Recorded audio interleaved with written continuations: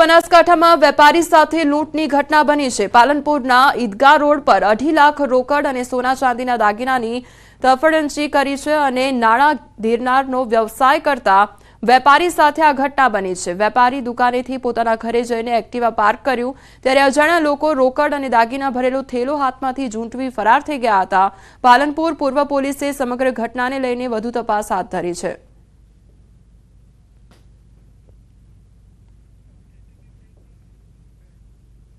જામનગરના ખાનપુરમાં આદિવાસી દાખલાનો વિવાદ સામે આવ્યો છે અને આ વિવાદ શમવાનું નામ નથી લઈ રહ્યો। આંદોલનને 51 દિવસ વીતવા છતાં ગ્રામજનોની સમસ્યાનો અંત ન આવતા લોકોમાં રોષ વ્યાપ્યો છે। વાત જાણે એમ છે કે મહીસાગરના ખાનપુર તાલુકામાં આદિવાસી હોવાનું પ્રમાણપત્ર ન મળતા 51 દિવસથી લોકોએ શિક્ષણનો બહિષ્કાર કર્યો છે। આંદોલનની શરૂઆતમાં આંગણવાડીના બાળકો સહિત ધોરણ 1 થી 8ના બાળકો શાળામાં જતા વાલીએ બંધ કર્યા બાદ હવે ધોરણ 8 થી 12ના બાળકોને પણ શાળામાં જતા બંધ કરી દેવામાં આવતા શિક્ષણ કાર્ય પર માઠી અસર જોવા મળી રહી છે। સ્થાનિકોના મતે છેલ્લા કેટલાય સમયથી ઉગ્ર રજૂઆતો અને ઉચ્ચ કક્ષાએ રજૂઆત કરવા છતાં પણ આદિવાસી હોવાના પ્રમાણપત્રો મળતા ખાનપુર તાલુકાના આદિવાસી લોકો દ્વારા શિક્ષણનો બહિષ્કાર કરવામાં આવ્યો છે। વાલીઓએ બાળકોને પશુઓ ચરાવવા અને અન્ય ઘરના કામો કરાવી રહ્યા છે ત્યારે વાલીઓ જ્યાં સુધી આદિવાસીનું પ્રમાણપત્ર તંત્ર નહીં આપે ત્યાં સુધી આંદોલન આગળને આગળ વધારીશું અને આવનારા દિવસોમાં ચૂંટણીનો બહિષ્કાર કરીશું તેવું જણાવી રહ્યા છે। બીજી તરફ શાળાઓમાં પણ બાળકોની પાકી હાજરી જોવા મળી રહી છે।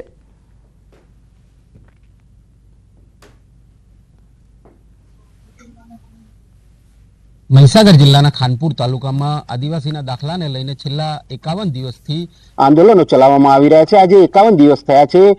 વાલીઓ છે તે પોતાના બાળકોને અભ્યાસ અર્થે મોકલતા નથી। કેટલાક વાલીઓ છે તેમની સાથે સીધી વાત કરીશું। શું કહેશો? બાળકોને મોકલતા નથી, અભ્યાસ બગડી રહ્યો છે, શું કહેશો? અમારો જે અભ્યાસ છે છોકરોનો એ પેલા પાયાથી બગડે છે સાહેબ, પણ આ લોકો કેમ નથી અમને દાખલા આવતા? અમારા દાખલા આલવી તો અમારા છોકરો ભણાય મોકલ્યું નકા અમે કોઈ વ્યક્તિની છેતરાઈએ નિયમની ઘણા બધા વ્યક્તિઓ છેતરી અને ગુમરાહ કરીને એમની ભૂલી ગયા કે તમને દાખલા આલ્યું, અમને ઓમ કરો તેમ કરો, તમે એમ ઓટાલ્યા, પણ અત્યાર સુધી કોઈ નેતા અમારા છોકરોની આઈની ઉભો નથી રહેતો કે તમારું છોકરોનું આ કરીએ કે તે કરીએ, કશું કરતા નથી। અમારા આજે 2 મહિનાથી છોકરો બેહી રહ્યો છે, અમે ગેસ ખેતી કરાઈએ, ઢોરો સરાઈએ, શું કરીએ? અમારો કોઈ ધન નહીં આવે, અમારો નિરાકરણ નહીં આવે ત્યાં સુધી તો અમે છોકરાની મોકલવાના જ નથી। ખાનપુર તાલુકાની અંદર અહીંયા ડામોર, માલીવાડ ને મચ્છર, અને મચ્છર જો ખાનપુર આજુબાજુના 4 રાજ્યોની અંદર વસતા હોય, ડામોર જો 4 રાજ્યોમાં વસતા, એ લોકોને જો અધિકાર મળતો હોય તો અમને કેમ નહીં? એક વિચારવા જેવી બાબત છે। તો આજે 2 મહિના થવા છતાં અમારું શિક્ષણ બગડી રહ્યું છે અને અમે ઘણા બધા પ્રયત્નો કરવા લોકોને રજૂઆતો કરી, અમારા 200 વર્ષ જૂના પુરાવા એ લોકોને આપ્યા છે, પણ એમને હજુ સુધી કેટલા પુરાવા જોઈએ છે? હા સાહેબ, આજે 50 દિવસ થઈ ગયા આંદોલનને, અને હવે તો સાહેબ અમારી એક જ માગણી, અમને જે ડુંગરપુર સ્ટેટમાં અમે પહેલા હતા તો જ મોકલી દો। મારે આ સરકાર કશું જોતી નથી, એટલે અમારે કશું હવે અમે કશું જોવા નહીં આવતા। મારા વિદ્યાર્થીઓ શું કહે છે, કશું જ પડ્યું નથી આ લોકોને। હવે અમને પેલા જો સ્ટેટમાં તો જ મોકલી દો, આટલી જ અમારી અરજી। હવે તો જ્યાં સુધી દાખલા નહીં મળે ત્યાં સુધી આંદોલન ચાલુ રહેશે તેવી ચીમકી ઉચ્ચારી અને ચૂંટણીનો પણ બહિષ્કાર કરીશું તેવી ચીમકી ઉચ્ચારી રહ્યા છે વાલીઓ। નિતેશ ભાટિયા, ન્યૂઝ 18 ગુજરાતી, મહીસાગર। અમને 6 તારીખે પણ આ શાળામાં ગામના વડીલો દ્વારા, એમના આગેવાનો દ્વારા અમને આવેદન પત્ર આપેલું છે કે આ આદિવાસી પ્રશ્નનો નિકાલ નહીં આવે ત્યાં સુધી અમે શાળાએ બાળકો મોકલવાના નથી, અને અમે વાલીઓને સમજાવ્યા છે તેમ છતાં સમજતા નથી। એવું કહે છે કે સરકાર અમારો પ્રશ્ન હલ કરે તો જ અમે બાળકોને મોકલીશું, ત્યાં સુધી અમે શિક્ષણનો બહિષ્કાર કરીશું। અને દિન પ્રતિદિન સંખ્યા ઓછી જોવા મળે છે। હું તમને આંગણવાડી બતાવી રહ્યો છું કે આ આંદોલન ચાલુ થયા આજે 51 દિવસ થયા છે અને 51 દિવસની અંદર જે આંગણવાડીઓ છે તે પણ અહીંયા ખાલીખમ જોવા મળી છે। ન્યૂઝ 18 ગુજરાતી પહોંચ્યું છે લવાણા નંદઘર કે જ્યાં આંગણવાડી બિલકુલ ખાલીખમ જોવા મળી છે। અહીંયા એક પણ બાળક અહીંયા જોવા નથી મળી રહ્યો, આંગણવાડી ખાલીખમ જોવા મળી છે। દ્રશ્યો જોઈ શકો છો કે બિલકુલ આંગણવાડી અહીંયા ખાલીખમ જોવા મળી રહી છે।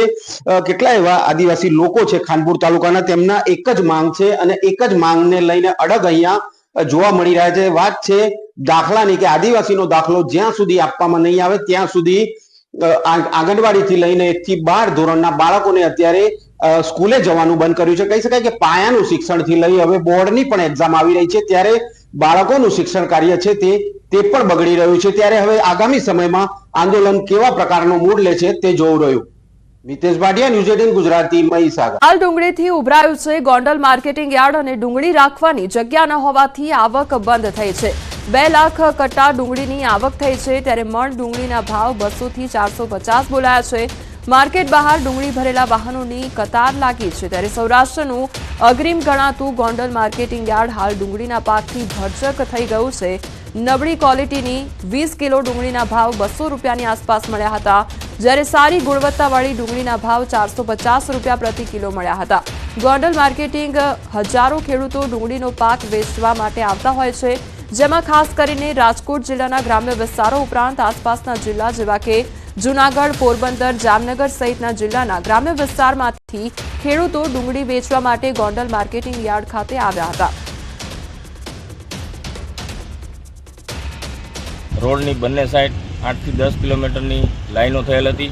ડુંગળીની આવક જોઈએ તો 2 લાખ કટ્ટાથી વધુ આવક થયેલ છે અને ખેડૂતોને પોષણક્ષમ ભાવ મળી રહ્યા છે। 20 કિલોના ભાવ જોઈએ તો 200 રૂપિયાથી લગાડીને 450 રૂપિયા સુધી ડુંગળીના ભાવ હરાજીમાં ખેડૂતોને મળી રહેલ છે અને હાલ ડુંગળીની આવક અત્યારે પુષ્કળ આવક થતાં આવક બંધ કરવામાં આવેલ છે। સુરતમાં એસટી ડ્રાઈવર સાથે ખોટી રીતે દાદાગીરી કરવી ભારે પડી ગઈ છે। અડાજણમાં એસટી બસ ડ્રાઈવર સાથે મારામારી કરનાર 2 મહિલા અને યુવક સામે કાર્યવાહી કરવામાં આવી છે। જાહેરમાં બસ ડ્રાઈવરને માર મારનારને જેલના સળિયા ગણવાનો વારો આવ્યો છે। એસટી બસ ડ્રાઈવરે પોલીસ ફરિયાદ નોંધાવતા પોલીસે 2 મહિલા સહિત 3 આરોપીની ધરપકડ કરી છે। 2 દિવસ પહેલા એસટી બસ ડ્રાઈવરને રોકીને એક્ટિવા ચાલક મહિલાઓએ રકઝક કરી હતી અને જાહેરમાં તમાચા માર્યા હતા જેનો વિડીયો સોશિયલ મીડિયામાં વાયરલ થયો હતો। અડાજણ પોલીસે ફરજ રૂકાવટ અને મારામારીની ફરિયાદ નોંધી કાર્યવાહી હાથ ધરી છે। યુનિવર્સિટીની નોન ટીચિંગ સ્ટાફની ભરતી પ્રક્રિયામાં કૌભાંડ આચરવામાં આવ્યું હોવાનો આક્ષેપ થતા ખળભળાટ મચ્યો છે। સરકારી ભરતી પ્રક્રિયાને લઈને કચ્છ યુનિવર્સિટી ફરી વિવાદમાં આવી છે। કચ્છ યુનિવર્સિટીમાં નોન ટીચિંગ સ્ટાફની ભરતી પ્રક્રિયામાં 16 નિયમોનો ભંગ કરીને આસિસ્ટન્ટ રજિસ્ટ્રારે અને 4 સેક્શન ઓફિસરની ગેરકાયદેસર ભરતી પ્રક્રિયા કરાવવાની ફરિયાદ ગાંધીનગર શિક્ષણ વિભાગને કરવામાં આવી છે જેને લઈને અનેક તર્ક વિતર્ક સર્જાયા છે। કચ્છ યુનિવર્સિટીમાં ગત વર્ષે માર્ચ 2024માં નોન ટીચિંગની કુલ 28 પદની અલગ અલગ કેટેગરી માટે જાહેરાત બહાર પાડવામાં આવી હતી। કચ્છ યુનિવર્સિટીમાં નોન ટીચિંગ સ્ટાફની ભરતી પ્રક્રિયામાં પ્રારંભિક તબક્કાથી જ ગેરરીતિ આચરવામાં આવી હોવાની ફરિયાદ કચ્છ યુનિવર્સિટીના પૂર્વ સેનેટ રમેશ ગરવાએ કરી। જો કે રમેશ ગરવાના આક્ષેપોને કચ્છ યુનિવર્સિટીના વાઇસ ચાન્સેલર મોહન પટેલે ફગાવ્યા અને કહ્યું છે કે નોન ટીચિંગ સ્ટાફની ભરતી માટે પ્રક્રિયા માટે જે માપદંડો હતા તે મુજબ જ પ્રક્રિયા કરી છે। વધુમાં વાયરલ વોટ્સએપ ચેટ મુદ્દે પણ તેમણે પોલીસ ફરિયાદ કરી છે। બીજી તરફ આસિસ્ટન્ટ પ્રોફેસરે પણ વાયરલ વોટ્સએપ ચેટને ફેક ગણાવી છે।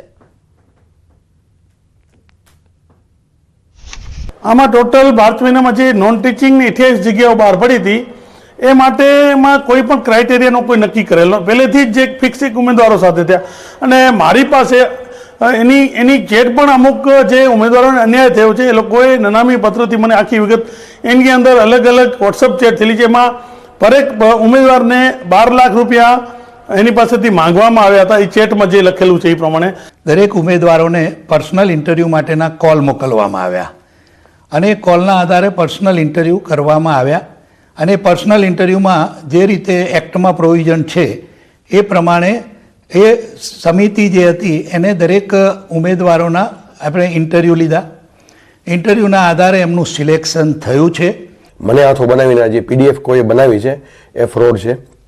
મારા મોબાઈલમાં ક્યારે પણ મારા દ્વારા આવી ચેટ થઈ જ નથી અને જેની ફરિયાદ મેં વોટ્સઅપ ગ્રીવન્સ ઓફિસરને એસપી સાહેબની કચેરીમાં કરેલી છે અને મેં એફિડેવિટ બનાવીને પણ આપી છે કે આ કૃત્ય મારું નથી અને મેં પણ રિક્વેસ્ટ કરી છે કે આની ડિટેલમાં ઇન્વેસ્ટિગેશન થવું જોઈએ। દેવાયત ખવડ અને બ્રિજરાજદાન ગઢવી વચ્ચે વિવાદ સામે આવ્યો છે। બંને કલાકારો વચ્ચે શાબ્દિક યુદ્ધ છેડાયું છે। બ્રિજરાજદાન ગઢવીએ દેવાયત ખવડ પર સીધા પ્રહાર કર્યા છે। બ્રિજરાજદાને ખવડને રાખી સાવંત સાથે સરખાવ્યા છે અને ખુલ્લી ચેતવણી આપતા કહ્યું છે કે મોરે મોરાના શોખ હોય તો મારી પણ તૈયારી છે અને સમાધાન પછી પણ ચાળા કર્યા હોવાનો અને ચારણ સમાજનું અપમાન કર્યું હોવાનો બ્રિજરાજ દાને આરોપ લગાવ્યો છે અને કહ્યું છે કે સહન થતું હતું ત્યાં સુધી કર્યું છે, હવે માપમાં રહો અને પાછી વળી જાઓ તે પ્રકારની વાત તેમના દ્વારા કરવામાં આવી છે.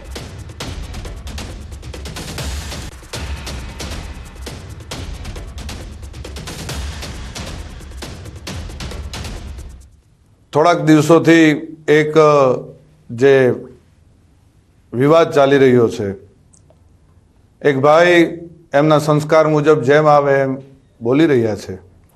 હું મારા સંસ્કાર મુજબ જવાબ દઈશ. એના સંસ્કાર એના સ્ટેજ ઉપરથી એના અંગત જીવનથી બધા આપ વાકેફ છો, મારે આપ સૌને કંઈ કહેવાની જરૂર નથી. પણ મારા જે સંસ્કાર છે એમને હું એ રીતે જવાબ દઈશ.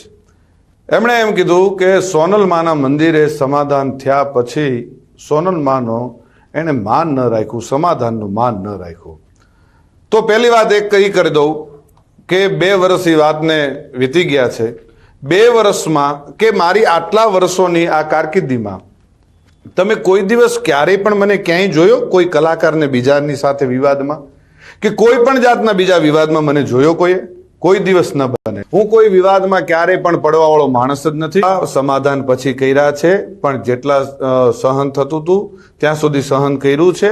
પછી સહન થાય એવું નહોતું એટલે જવાબ દેવો ખૂબ જરૂરી હતો અને એને જ દીધો છે. આ પાક્કું હજી કહું છું કે 2025નું એને જ કીધું છે મેં. એમાં હજી હું કહું છું, રિપીટ એન્ડ રિપીટ કહું છું કે એને જ કીધું છે અને એને જે મજા આવે એને એ છૂટ છે. એને બહુ મોરાનો શોખ છે તો એને છુપા એના એડ્રેસ રાખવા પડે છે, એને છુપી રીતે રહેવું પડે છે.